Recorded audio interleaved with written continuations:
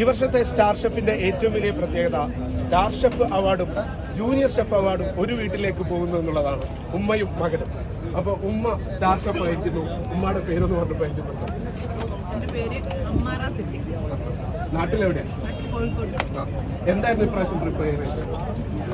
ഞാൻ ഒരു Italian resort എന്ന് പറഞ്ഞ ഫേമസ് ഒരു ഡിഷിന് അതായത് ഫസ്റ്റ് റൗണ്ടിൽ അതിൻ്റെ മലയാളം ഡിഷ്, അതായത് നമ്മുടെ തനി നാടൻ കേരള ഡിഷ്, പാസ്ത പോലെയുള്ള നമ്മുടെ കപ്പയും അരിയൊക്കെ വെച്ചിട്ട് അത് അതിൻ്റെ കൂടെ ചിരട്ടയിൽ നിന്നിട്ടിട്ട് ഒരു ഡിഷായിരുന്നു. അതായിരുന്നു അയച്ചു കൊടുത്തതും അതായിരുന്നു ഫസ്റ്റ് റൗണ്ടിലും കൊണ്ടുവന്നത്.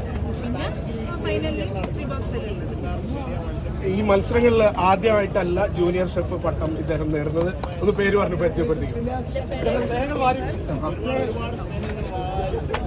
എന്താണ് ഉണ്ടാക്കിയത്?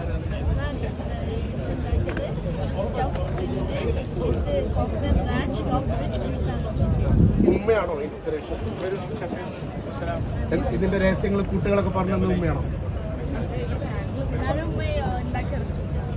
നീ അടുത്ത വർഷം ജൂനിയർ ഷെഫായി എത്തും. Thank you very much. Congratulations.